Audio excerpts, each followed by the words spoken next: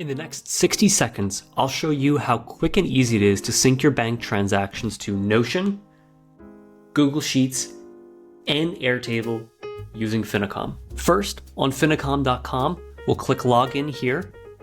And once we do, we're immediately logged into our dashboard. Next, we're going to connect a bank to Finicom by going to Sources and clicking Connect Bank. Once our bank connector is loaded, I'm going to go ahead and choose Chase, which is my bank account. Great, now that we've entered our details, Chase Bank is connecting here. We see success, and once things load up, we'll see both of our checking and savings account in Finicom now. Next, we'll set up a sync to Notion by going to Destinations. We'll click Notion.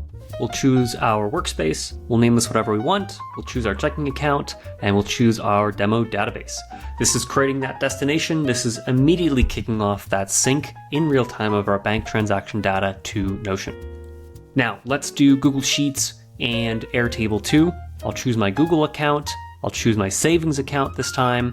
I'm going to choose my demo spreadsheet here, and we will keep things sorted. Again, kicking off that sync directly to Google Sheets. And last but not least is Airtable. Let's go ahead and choose our Airtable connection, choose our Airtable base, and choose our demo sheet here, and we'll choose our checking account this time. Now, each of these kicked off those syncs. We can see here, if we go over to our demo sheet in Notion, we'll see transactions being added as we speak here.